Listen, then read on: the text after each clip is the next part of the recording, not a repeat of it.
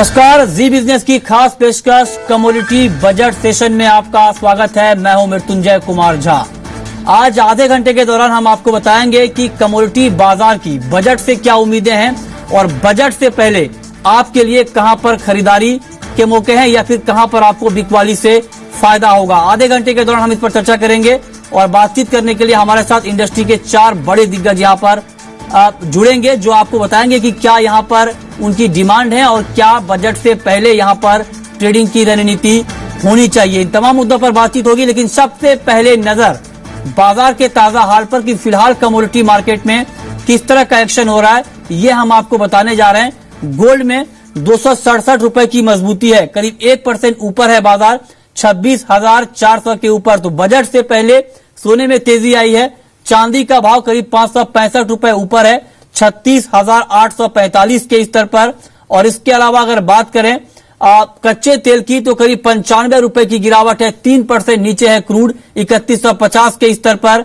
Natural gas में करीब 2% की मजबूती है और 178 के करीब पहुंचता हुआ दिख रहा है नेचुरल गैस का भाव। इन सबके अलावा बात करें मेटल्स की तो यहां पर लगातार दबाव है, 357-70 के लेवल पर है। निकिल में करीब 50 पैसे की बढ़त है, 884 के करीब है निकिल का भाव। और इसके अलावा बात करें अगर जिंक की तो जिंक में महज 10 पैसे की बढ़त है। तो बिल्कुल एक रेंज बाउंड ट्रेड आज मेटल्स के मार्केट में देखने को मिल रहा है। लेड में 25 पैसे की कमजोरी है, 111.60 के स्तर पर यहां पर ट्रेडिंग हो रही है।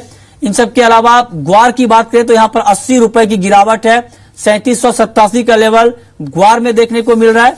और ग्वारगम में 220 रुपए की यहां पर गिरावट है। चने में बिल्कुल फ्लैट कारोबार और गेहूं में 4 रुपए की नरमी, 1579 के स्तर पर गेहूं में ट्रेडिंग हो रही है। इसके अलावा बात करें सोयाबीन की तो यहां पर 16 रुपए की गिरावट है, 3394 का लेवल दिख पा रहा है। सोया तेल अप्रैल बाजार महज 1 रुपए नीचे है। तो ये आप देख रहे हैं बाजार का ताजा हाल कि किस तरह का एक्शन मार्केट में आज देखने को मिल रहा है। 136 रुपए ऊपर है टर्मरिक का भाव और जीरे में 35 रुपए की बढ़त है।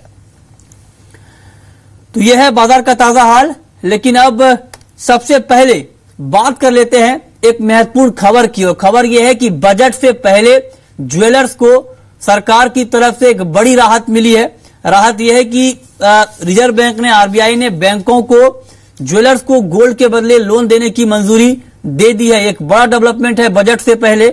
और आपको बता दें कि इसके अलावा गोल्ड क्वाइन के इंपोर्ट पर जो रोक लगाई गई थी उसको भी खत्म कर दी गई है। नॉमिनेटेड बैंक अब यहां पर इंपोर्ट कर सकते हैं। एक महत्वपूर्ण डेवलपमेंट हुआ है बजट से पहले। तो एक बड़ी खबर और सबसे पहला रिएक्शन सुगंधा आपसे लेना चाहेंगे। क्या लगता है आपको, बजट से पहले एक बड़ी राहत मिली है, क्या ये इस बात के संकेत हैं कि बजट में कुछ इंपोर्ट ड्यूटी को लेकर बड़ा ऐलान हो सकता है? Good morning Mrityunjay. ये वाला बजट हमारे लिए काफी इंपॉर्टेंट बजट रहेगा बिकॉज ये हमारी नई गवर्नमेंट का फुल फ्लेज बजट होगा। और इंडस्ट्री काफी कुछ एक्सपेक्टेशंस हैं मार्केट की अभी इंडस्ट्री से। बिकॉज अगर हम पिछले साल की बात करें तो गवर्नमेंट ने काफी इंपोर्ट के नॉर्म्स को टाइट किया था, 80-20 का रूल लेके आए, साथ ही साथ इंपोर्ट ड्यूटी को भी काफी हाइक किया था just to contain the current account deficit, जो 2012 से 13 के पीरियड में 4.7% ऑफ जीडीपी हो गया था। हाउएवर अगर हम अब की बात करें तो हमारा करंट अकाउंट डेफिसिट सिचुएशन काफी इंप्रूव हुआ है। रादर नेक्स्ट ईयर में ये एक्सपेक्टेशंस हैं कि करंट अकाउंट सरप्लस भी हो सकता है। इट वाज ऑल बिकॉज अगर हम देखें कि गोल्ड के इंपोर्ट्स काफी कम हो गए हैं, साथ ही साथ क्रूड के प्राइसेस भी काफी कम हुए हैं। इसकी वजह से अब इंडस्ट्री की एक्सपेक्टेशंस बनी हुई है कि गवर्नमेंट काफी ईज करेगी अपने नॉर्म्स को, साथ ही साथ इंपोर्ट ड्यूटी को भी कट करेगी। तो ये एक पहला कदम है जो इन्होंने गोल्ड के कॉइन्स को इंपोर्ट को अलाउ किया है। I think this is very positive steps और इससे हमारी इंडस्ट्री को एक कॉम्पिटिटिव एडवांटेज मिलेगी, एक्सपोर्ट्स को भी काफी बूस्ट मिलेगा इसकी वजह से। ओके, किशोर नार ने आपकी राय जानना चाहूंगा क्योंकि बजट में अब कुछ ही दिन बचे हैं और उससे पहले अगर कोई मार्केट में ट्रेड करना चाहे, स्पेशली बुलियन मार्केट में काफी ज्यादा उम्मीदें हैं बुलियन सेक्टर की बजट से, उन तमाम उम्मीदों को ध्यान में रखते हुए किस तरह की ट्रेडिंग बुलियन मार्केट में करनी चाहिए?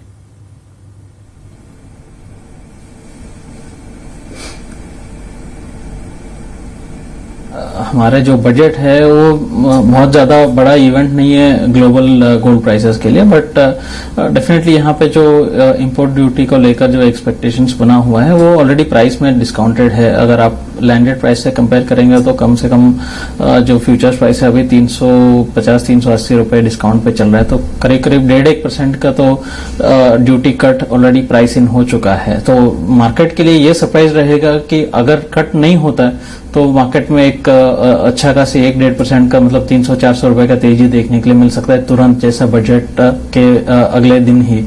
और दूसरी बात यह है कि ग्लोबली जो कल फेड का मिनट्स देखा गया था उसके बावजूद आई थिंक मोर और लेस डॉलर में नरमी है और एक गोल्ड के लिए स्लाइटली पॉजिटिव इवेंट था जो कल का फेड मीटिंग का जो मिनट्स है। तो आई थिंक उसको लेकर आज जो तेजी बना हुआ है, करेंसी मार्केट बंद है तो काफी हद तक डॉलर का इम्पैक्ट लग रहा है। तो आई थिंक थोड़ा सा हायर लेवल्स पे इस पे बिकवाली करके चलना चाहिए मेरे हिसाब से। आई थिंक लंबे गोल्ड का तेजी उम्मीद नहीं है अभी।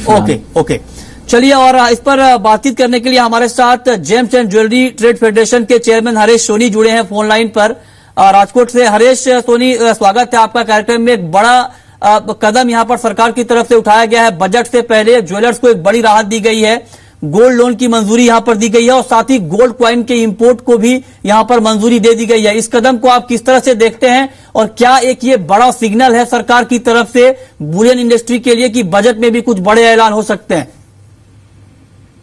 नमस्कार। सबसे पहले तो मैं वित्त मंत्री और रिजर्व बैंक ऑफ इंडिया को ऑन बिहाफ ऑफ इंडस्ट्री धन्यवाद देना चाहता हूं कि काफी टाइम से जो हमारी ये समस्या थी वो हल कर दी है।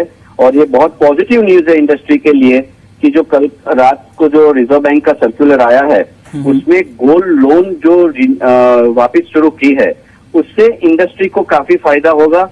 एक फंडिंग कॉस्ट नीचे आएगी और वर्किंग कैपिटल क्रंच जो आ गया था उसमें भी काफी राहत मिलेगी। तीसरी बहुत अहम बात इसमें अंदर ये है कि आज गोल्ड लोन जो है वो हेजिंग प्रोसेस के लिए भी काम आती है और इंटरनेशनल मार्केट में भी ये बहुत पॉपुलर प्रोडक्ट है। तो उससे सेफ्टी जो ज्वेलर की आती है अपने ट्रेडिंग पॉइंट ऑफ व्यू वो भी काफी इसमें अवेल कर सकते हैं। और जैसे आपने बताया कि गोल्ड कॉइन्स भी इंपोर्ट अभी होंगे तो इंपोर्टेड कॉइन्स का भी होगा, मगर बैंक जो है वो कॉइन्स अभी सेल नहीं कर पाएंगे, थ्रू मार्केट ही वो सेल होगा।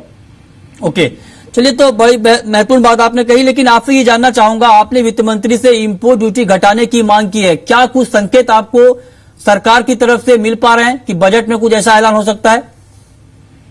देखिए, हमारी तो उम्मीद ये है कि भाई सरकार ये बारे में बजट में इंपोर्ट ड्यूटी में रिलैक्सेशन लाएंगे, क्योंकि काफी समय से हमारी ये मांग थी कि भाई आज 2% से लेकर 10% इमीडिएटली हो गया था, तो उसमें स्मगलिंग की बहुत मेजर इश्यूज आ रही थी।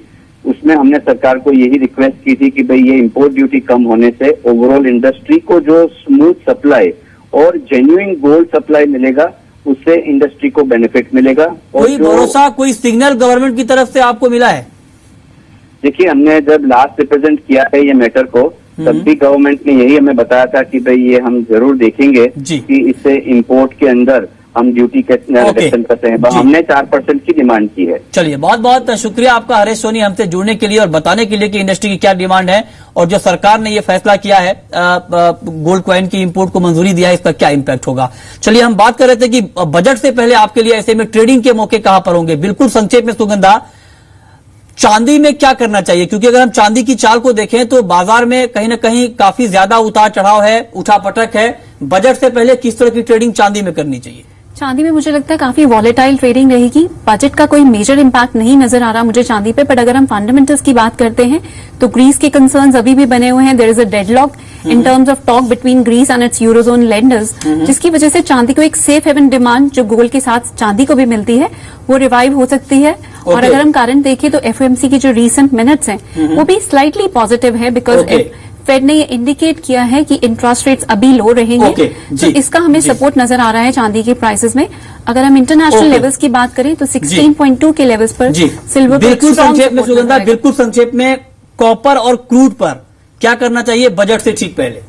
देखिए, कॉपर की अगर हम ओवरऑल फंडामेंटल्स की बात करें तो अभी भी नेगेटिव है। इन्वेंट्रीज आर सर्जिंग और चाइनीज डिमांड भी काफी सबड्यूड है।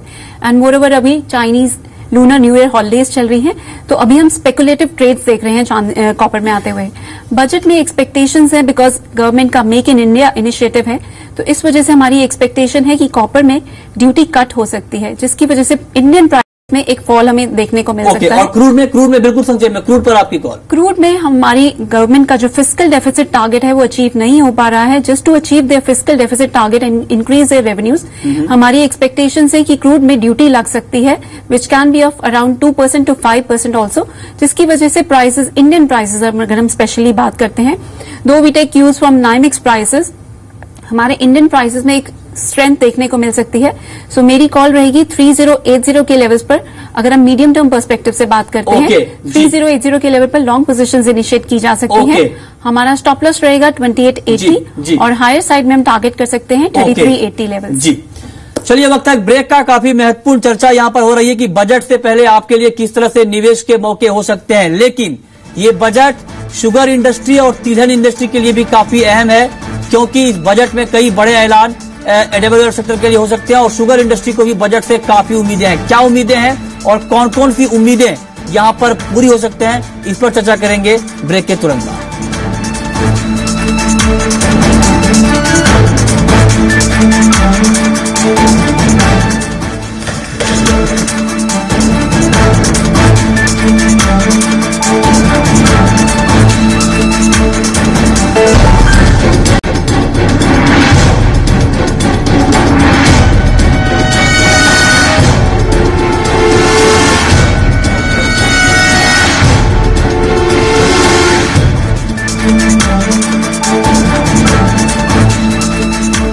ब्रेक के बाद भी आपका स्वागत है और कमोडिटी बजट सेशन जारी है। हमारे साथ तमाम बड़े एक्सपर्ट यहां पर बने हुए हैं आपको बताने के लिए कि इंडस्ट्री की क्या उम्मीदें हैं। बात कर लेते हैं शुगर सेक्टर की। शुगर सेक्टर की ये डिमांड है कि एथेनॉल पर एक्साइज ड्यूटी खत्म की जाए और अगर यहां पर ड्यूटी खत्म होगी तो एथेनॉल का उत्पादन बढ़ेगा। ये एक बड़ी डिमांड इंडस्ट्री की तरफ से की जा रही है। दूसरी महत्वपूर्ण डिमांड यह है कि इंपोर्ट ड्यूटी शुगर पर 25% से बढ़ाकर 40% की जाए और साथ ही क्योंकि फाइनेंशियल क्रंच के दौर से इंडस्ट्री गुजर रही है तो फाइनेंशियल रिस्ट्रक्चरिंग के लिए एक पैकेज का यहां पे ऐलान हो, ये डिमांड इंडस्ट्री की तरफ से की गई है। हमारे साथ इस्मा के डीजी अविनाश वर्मा हैं इस पर बातचीत करने के लिए। अविनाश जी, आपकी राय जानना चाहूंगा, क्योंकि अगर हम देखें तो लगातार मुश्किल के दौर से इंडस्ट्री गुजर रही है, बजट काफी अहम है और आपने जो डिमांड यहां पर रखी है काफी महत्वपूर्ण ये डिमांड है इंडस्ट्री की तरफ से। किस तरह के संकेत आपको मिल रहे हैं, कौन कौन सी डिमांड आपकी पूरी हो सकती है? ये तो बजट ही बताएगा कि कौन सी डिमांड वो हमारी मंजूर करते हैं, बट काफी इंपॉर्टेंट ये चीज रियलाइज करना है कि 5 साल में हमारा जो डेट बर्डन है इंडस्ट्री का करीब 11,500 करोड़ से बढ़कर 36,000 करोड़ हो गया है। ये डेट बर्डन को जब तक हम लोग नहीं सुलझाएंगे और इसकी बर्डन पड़ रही है on the cost of production, अगर 5 से 6 रुपया पर किलो अगर डेट बर्डन का इम्पैक्ट है तो गवर्नमेंट को हेल्प करना चाहिए, जैसा उन्होंने टेक्सटाइल्स को किया था 3 साल पहले, वैसा फाइनेंशियल रिस्ट्रक्चरिंग करें, हमें कुछ और टाइम दें, कुछ मॉरिटोरियम दें। तो ये एक मुद्दा है। दूसरा बहुत अहम मुद्दा है एथेनॉल का। हम लोगों ने प्रधानमंत्री को भी सुना है, रिन्यूएबल एनर्जी को बहुत बढ़ावा दे रहे हैं और ये एक रिन्यूएबल बायोफ्यूल है जो कि हम पेट्रोल के साथ मिक्स कर रहे हैं ऑलरेडी। और अगर मुझे और बढ़ावा देना है, अगर 10% अगर मिक्स करना शुरू करें पेट्रोल का, तो पेट्रोल हम एक्स्ट्रा 10% एक्सपोर्ट कर सकते हैं और नेट ऑयल इंपोर्ट बिल दे ओके सालाना हम लोग कम कर सकते हैं। जी चलिए, तो काफी महत्वपूर्ण बात आपने यहां पर कही है, लेकिन आज सीसीए की अहम बैठक भी है जहां पर एजेंडे में शुगर को भी रखा गया। हो सकता है कि यहां पर शुगर एक्सपोर्ट सब्सिडी पर चर्चा हो, कोई फैसला हो। क्या आपको लगता है कि सरकार इस पर कोई फैसला ले सकती है? जी, ये चर्चा तो 2-3 महीने से चल रहा है। अगर आपको याद होगा, फरवरी 2014 में पिछले सरकार ने एक्सपोर्ट इंसेंटिव स्कीम अनाउंस किया था करीब 40 लाख टन का। उस 40 लाख में सिर्फ 7.5 लाख टन जा पाया है और हमारे पास देश में करीब 20-25 लाख टन चीनी सरप्लस है। उसी में हम मदद चाहते हैं। चूंकि गन्ने का दाम बहुत बढ़ गया है, डाउन है, तो आज एक्सपेक्ट कर रहे हैं कि 4-4.5 हजार रुपये पर टन की अनाउंसमेंट आएगी एक्सपोर्ट इंसेंटिव की।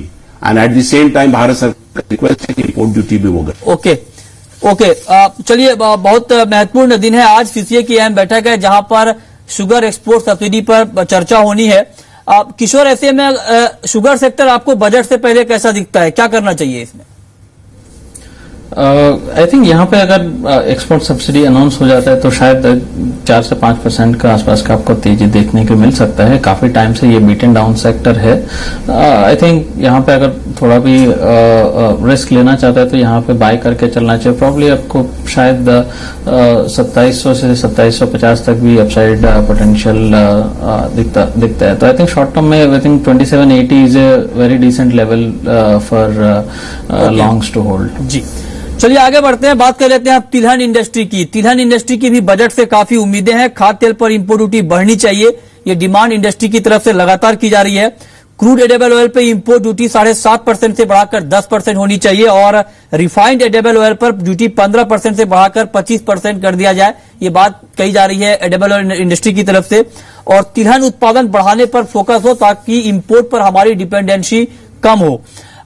वीबी मेहता हमारे साथ बातचीत करने के लिए जुड़े हैं, CKED हैं। मेहता जी, स्वागत है आपका कार्यक्रम में।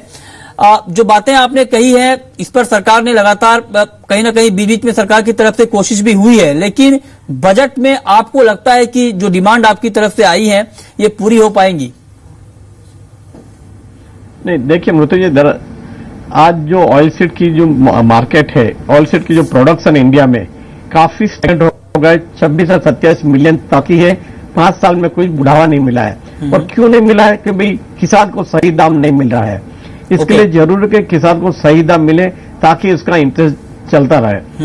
लास्ट ईयर भी हमने देखा था कि गवर्नमेंट ने MSP डिक्लेयर की ग्राउंडनट के लिए, मूंगफली के लिए और सनफ्लावर के लिए। 4000 रुपए की MSP थी और मूंगफली 3200 में बेचनी पड़ी किसानों को। और क्या उसका नतीजा निकला? नतीजा ये निकला कि ये साल कम से कम 4 लाख हेक्टर मूंगफली से कॉटन में चला गया। तो हम चाहते हैं कि किसान को सही दाम मिले, उसके लिए जरूरी है कि भाई हम उसको पूरा एनकरेजमेंट दे। और उसके लिए हमने पूरा एक एक्शन प्लान भी गवर्नमेंट ऑफ इंडिया को प्राइम मिनिस्टर ऑफिस में दिया हुआ है कि भाई क्या क्या जरूरी है ताकि हमारा ऑयल सीड का प्रोडक्शन बढ़े।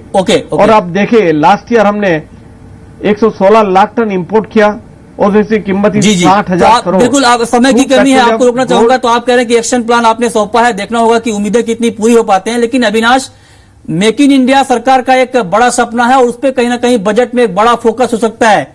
और आप कह रहे हैं कि शुगर इंपोर्ट पर जो है वो ड्यूटी बढ़ा दी जाए क्योंकि यहां पर सरप्लस स्टॉक है। तो आपको लगता है कि ये मेक इन इंडिया को ध्यान में रखते हुए इस पर भी ध्यान दिया जाना चाहिए, चीनी देश में ही बने? बिल्कुल, मैं पूरी तरह आपसे सहमत हूं। एक तो मेक इन इंडिया में शुगर भी बनाएंगे और इथेनॉल भी, दोनों बात हम कर सकते हैं।